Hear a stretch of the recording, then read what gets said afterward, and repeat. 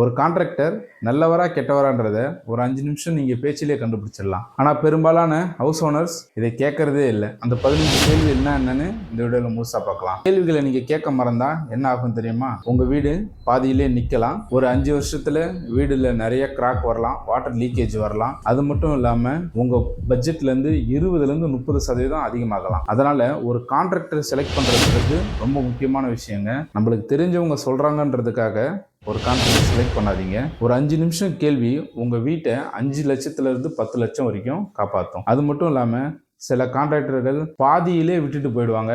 அதுக்கப்புறம் நீங்க அதை திருப்பி கன்ஸ்ட்ரக்ட் பண்றதுன்றது ரொம்பவே பெரிய விஷயங்க. அதனால கான்ட்ராக்டர் செலக்ட் பண்றதுன்றது ரொம்ப முக்கியம். நான் ஒரு இன்ஜினியரா கான்ட்ராக்டரை எப்படி செலக்ட் பண்ணுறேன் அப்படின்றத இந்த வீடியோவில் முழுசாக பார்க்கலாம். ஃபர்ஸ்ட் எக்ஸ்பீரியன்ஸ்னா ஒருத்தர் 10 வருஷமாக கன்ஸ்ட்ரக்ஷன் ஃபீல்டில் இருக்கலாம். ஆனால் அவர் எந்த ஃபீல்டில் என்னவா பண்ணியிருக்காரு, G+1 கட்டினாரா, G+2 கட்டினாரா, இல்லை ரெனோவேஷன் பண்ணாரா, அவர் எவ்வளோ வீடு கட்டியிருக்காரு, இதுக்கு முன்னாடி எத்தனை ப்ராஜெக்ட் முடிச்சிருக்காருன்னு பாருங்கள். உங்கள் பழைய சைட்டை நாங்கள் பார்க்கலாமா? எதுக்காக இது சொல்கிறேன்னா, ஓல்டு ப்ராஜெக்டை போய் நேரில் நீங்கள் பாருங்கள். சில பேர் ஃபோட்டோ காட்டுவாங்க.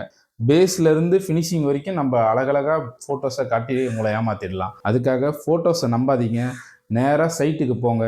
சைட்டுக்கு போனோடனே நம்ம ஒரு பெரிய இன்ஜினியர் இல்லை, நம்ம எப்படி எல்லாத்தையும் கண்டுபிடிக்கணும்னு பார்க்காதீங்க. கண்ணாலே கண்டுபிடிங்க. ஒர்க்கர்ஸ் ஒழுங்காக வேலை செய்கிறாங்களா, சைட்டை ஓரளவுக்கு க்ளீனாக மெயின்டைன் பண்ணுறாங்களா, செங்கல் ஸ்ட்ரைட்டாக இருக்கா, பில்லர் ஸ்ட்ரைட்டாக இருக்க அலைன்மெண்ட்டை செக் பண்ணுங்கள். செங்கல்லாம் கரெக்டாக வச்சுருக்காங்களா, ஒரு கல்லுக்கு நடுவில் கேப் கரெக்டாக இருக்கா, க்யூரிங் பண்ணுறாங்களா, எல்லாமே ஒழுங்காக நேர்கோட்டில் இருக்கா, அதை மட்டும் செக் பண்ணாலே போதும். 3வது கேள்வி, பழைய கிளைண்ட்டோட ஃபோன் நம்பர் தருவீங்களா அப்படின்னு கேளுங்க. இது எதுக்காகனா, இது சில டைம் யோசிக்கலாம், இது நம்ம கான்ட்ராக்டரை சந்தேகப்படுற மாதிரி இருக்கேன்னு. நல்ல கான்ட்ராக்டர் கண்டிப்பாக உங்க பழைய கிளைண்ட்டோட நம்பரை கண்டிப்பாக கொடுப்பாங்க. நீங்கள் அவங்ககிட்ட கால் பண்ணி பேசுங்க. அவங்ககிட்ட பேசினீங்கன்னா நல்லா பண்ணி கொடுத்தாரான்னு கேட்டால் நல்லா பண்ணி கொடுத்தாருன்னு தான் சொல்லுவாங்க.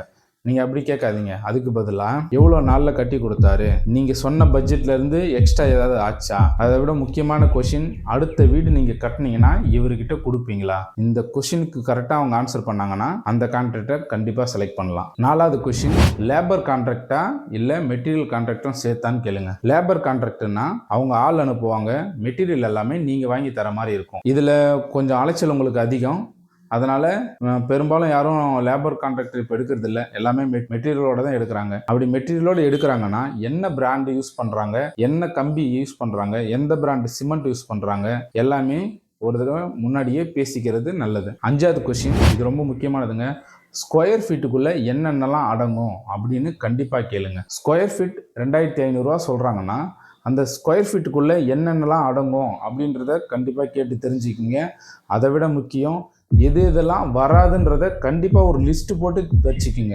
6வது கொஸ்டின், என்ன பிராண்டு, இது ஏற்கனவே சொன்ன மாதிரி என்னென்ன பிராண்டு எல்லா மெட்டீரியலுக்குமே கேட்டு வச்சுக்கிறது ரொம்ப நல்லது. சிமெண்ட்னா என்ன பிராண்டு, ஸ்டீல்னா என்ன பிராண்டு, பிளம்பிங், எலக்ட்ரிக்கல், ஃபிட்டிங்ஸ் எல்லாமே என்னென்ன பிராண்டு யூஸ் பண்ண போகிறோம், டைல்ஸ் நீங்கள் என்ன பிராண்டு போட போகிறீங்க, என்ன சைஸில் போட போகிறீங்க, இது எல்லாமே கண்டிப்பாக தெரிஞ்சு வச்சுக்கிங்க. ஒரு நல்ல கான்ட்ராக்டர் கண்டிப்பாக அதோட பிராண்டை தெளிவாக உங்ககிட்ட சொல்லிடுவார். 7வது கொஷின், ஸ்ட்ரக்சரல் டிராயிங்கை ஃபாலோ பண்ணுவீங்களா? சில பேர் 15 வருஷம் எக்ஸ்பீரியன்ஸ் இருக்குது, அதனால் எங்களுக்கு எல்லாம் தெரியும், எந்த பில்லர் எங்கே போடணும், எவ்வளோ சைஸ் வரும்னு சொல்லுவாங்க. கண்டிப்பாக நம்பாதீங்க. ஏன்னா ஒவ்வொரு பில்டிங்க்கு ஏற்ற மாதிரி ஸ்ட்ரக்சரல் டிராயிங் கண்டிப்பாக மாறும். அதனால் ஒரு நல்ல இன்ஜினியர்கிட்ட ஸ்ட்ரக்சரல் டிராயிங் கேட்டு வாங்கி அதில் இருக்கிற மாதிரி ஃபாலோ பண்ணுற ஒரு கான்ட்ராக்டரை செலக்ட் பண்ணுங்கள். 8வது கொஸ்டின், பேமெண்ட் எப்படி பண்ணுறதுன்னு. இது ரொம்ப முக்கியங்க. எக்காரணத்துக்கு கொண்டும் 70லேருந்து 80% அட்வான்ஸ் கேட்குறவங்க கிட்ட கண்டிப்பாக கான்ட்ராக்டரே கொடுக்காதீங்க. ஏன்னா 70லேருந்து 80% முதல்ல நீங்கள் கொடுத்துட்டீங்கன்னா திருப்பி வேலை பாதியிலே நின்றுடும். இல்லை இந்த அமௌண்ட்டை எடுத்து வேற ஏதாவது சைட்டில் போட்டுருவாங்க, லேபருக்கு ஒழுங்காக காசு கொடுக்க மாட்டாங்க. அதனால உங்கள் சைட்டு பாதியிலே நின்றுடும். ஒரு நல்ல கான்ட்ராக்டர் எப்பயுமே எல்லா டீலர்கிட்டையும் ஒரு கிரெடிட் லிமிட் வச்சிருப்பாரு. அதனால அங்கேருந்து தான் மெட்டீரியல் எடுப்பார். அதிக தொகையை அட்வான்ஸாக கேட்குறவங்க கிட்ட கண்டிப்பாக கான்ட்ராக்ட் கொடுக்காதீங்க. ஸ்டேஜ் பேமெண்ட் தான் கொடுப்பேன்னு முன்னாடியே இன்ஃபார்ம் பண்ணிடுங்க. எப்படின்னா, ஃபவுண்டேஷன் முடிஞ்சால் ஒரு பேமெண்ட்டு, லிண்டல் மட்டும் வந்தால் ஒரு பேமெண்ட்டு, அதுக்கப்புறம் ரூஃப் முடிச்சா ஒரு பேமெண்ட்டு, பிளாஸ்டிங் முடிஞ்சால் பேமெண்ட்டு, பெயிண்டிங் முடிஞ்சால் பேமெண்ட்டுன்னு அந்த மாதிரி ஸ்டெப்பாக கொடுங்க. அப்போனா தான் வேலை உங்களுக்கு ப்ராசஸாக நடந்துட்டு இருக்கும். இப்படி கொடுத்தீங்கன்னா தான் பேமெண்ட்டில் உங்கள் கையில் ஒரு புடிமானம் இருக்கும். 9வது கொஸ்டின் என்னன்னா, கம்ப்ளீஷன் டைமை கேட்டு வாங்கிக்கேன். எதுக்காகனா, சில பேர் லோன் போட்டு வீடு கட்டிட்டு இருக்கோம். அதனால நீங்கள் ஒரு வாடகை வீட்டில் இருப்பீங்க, உங்கள் கான்ட்ராக்டர் அவர் மாட்டுக்கும் அந்த இடத்துல ஆளுங்களை அனுப்பிட்டு ஃப்ரீ டைமில் வந்து தான் உங்கள் பில்டிங்கில் வேலை செய்வாருன்னா உங்கள் பில்டிங் 2லேருந்து 3 வருஷம் தள்ளி போகும். இதுக்கு நீங்கள் தனியாக இன்ட்ரெஸ்ட் கட்டிட்டு இருக்கணும், நீங்கள் இருக்கிற வீட்டுக்கும் ரெண்ட் கட்டிட்டு இருக்கணும். அதனால் கரெக்டாக கம்ப்ளீஷன் டைமை கேட்டு வாங்கிக்கிங்க. ஏன்னா ஒரு நல்ல கான்ட்ராக்டர் கண்டிப்பாக அவரால் ஒரு 1200 ஸ்கொயர் ஃபீட் இருக்க வீடை எத்தனை நாளில் முடிச்சு கொடுப்பாருன்னு தெளிவாக உங்ககிட்ட சொல்ல முடியும். 10வது கொஸ்டின், டெய்லி சூப்பர்விஷன். டெய்லி சைட்டுக்கு கான்ட்ராக்டர் வருவாரா, இல்லை அவர் ஒரு சூப்பர்வைசர் வச்சிருக்காரா, இல்லை ஒரு டெக்னிக்கல் இன்ஜினியர் வச்சிருக்காரா, டெய்லி அவர் விசிட் பண்ணுவாரா அப்படின்றத தெளிவாக கேட்டுக்குங்க. எதுக்காகனா டெய்லி சைட்டில் விசிட் பண்ணால் மட்டும்தான் அப்பப்போ நடக்கிற தப்பை சரி பண்ண முடியும். அது மட்டும் இல்லாமல் அடுத்தடுத்த ப்ராசஸ் என்ன, அடுத்த லெவலுக்கு எப்படி போகலாம், ஒர்க்கர்ஸ் தரமாக தான் கட்டிட்டு இருக்காங்களா அப்படின்னு ஒரு இன்ஜினியர் இல்லை ஒரு சூப்பர்வைசரால தான் கண்டுபிடிக்க முடியும். 11வது கொஸ்டின், குவாலிட்டி செக். இதுதான் முன்ன சொல்லியிருந்த மாதிரி ஒரு சைட் இன்ஜினியர் இல்லை ஒரு சூப்பர்வைசர் இருந்தார்னா அவர் கரெக்டாக அந்த குவாலிட்டி எல்லாமே செக் பண்ணிப்பாரு. ரெடிமிக்ஸ் காங்கிரீட் வந்தால் அந்த இடத்துல கியூப் டெஸ்ட் போட்டு அதோட ஸ்ட்ரென்த்தை செக் பண்ணணும், ஸ்டீலோட ஸ்ட்ரென்த்தை செக் பண்ணணும்.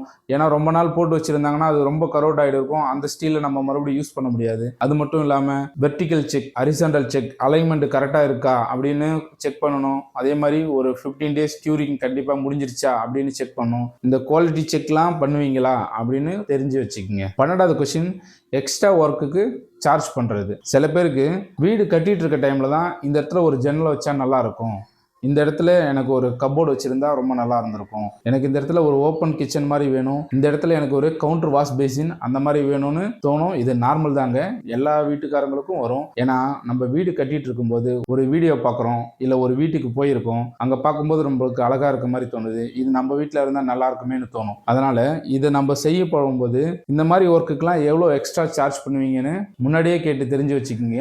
ஏன்னா ஒரு சின்ன விண்டோவுக்கு அவங்க 1 லட்சத்துலேருந்து 2 லட்சம் சார்ஜ் பண்ண ஆரம்பிச்சிருவாங்க.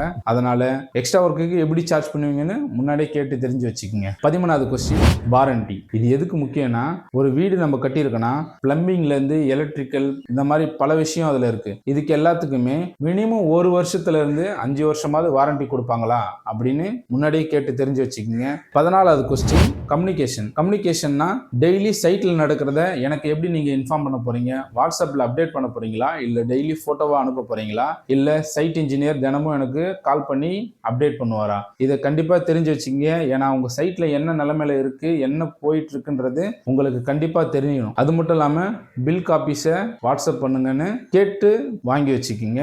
ஏன்னா ஃபியூச்சர்ல இது எல்லாமே உங்களுக்கு உதவும். உங்ககிட்ட எதையுமே மறைக்க வேண்டிய அவசியம் எந்த கான்ட்ராக்டருமே கிடையாது. 15வது கொஸ்டின், இதுதான் ரொம்பவும் முக்கியமான கொஸ்டின், அக்ரிமெண்ட் போடுறது. அக்ரிமெண்ட் இல்லாமல் எந்த ஒரு ப்ராஜெக்டையுமே ஆரம்பிக்காதீங்க. அக்ரிமெண்ட்டை வச்சு தான் ஃப்யூச்சரில் என்ன பிரச்சனை வந்தாலும் உங்களால் சால்வ் பண்ண முடியும். ஒரு மியூச்சுவல் அண்டர்ஸ்டாண்டிங் வரணும்னா அக்ரிமெண்ட்டு தான் பேசும், உங்களால் பேச முடியாது. அதுபோல் அக்ரிமெண்ட்டில் என்னென்னலாம் இருக்கணும்னா இப்போ நான் சொன்ன 14 விஷயமும் இந்த அக்ரிமெண்ட்டில் கொண்டு வர்றதுக்கு முயற்சி பண்ணுங்க. எதுக்காகனா அதுலேயும் குறிப்பாக வர வேண்டியது என்னென்ன ஸ்கோப்பு, என்ன மெட்டீரியல், என்ன பிராண்டு, எவ்வளோ நாளில் முடிப்பீங்க, சப்போஸ் முடிக்கலைன்னா பெனால்ட்டி இருக்கா, இதெல்லாம் முன்னாடியே கேட்டு ஒரு ரிட்டன் ஸ்டேட்டில் எழுதி ஃபைல் பண்ணி வச்சுக்கிங்க. இதுதான் உங்கள் ஃப்யூச்சரில் உதவும். ஒரு நல்ல கான்ட்ராக்டரை செலக்ட் பண்ணுறது ஒரு நல்ல சிமெண்ட்டை செலக்ட் பண்ணுறதை விட முக்கியங்க. நல்ல கான்ட்ராக்டரை செலக்ட் பண்ணலன்னா உங்கள் வீடு பாதியில் நிற்கலாம், 20லேருந்து 30% அதிகமாகலாம், வாட்டர் லீக்கேஜ், இது போல் பல பிரச்சனைகளை வரலாம். இந்த 15 கொஸ்டினை எழுதி வச்சுக்கிங்க. அடுத்து உங்கள் கான்ட்ராக்டரை பார்க்கும்போது இந்த 15 கொஸ்டினுக்கும் பதில் சொல்லாதவங்கள கண்டிப்பாக செலக்ட் பண்ணாதீங்க.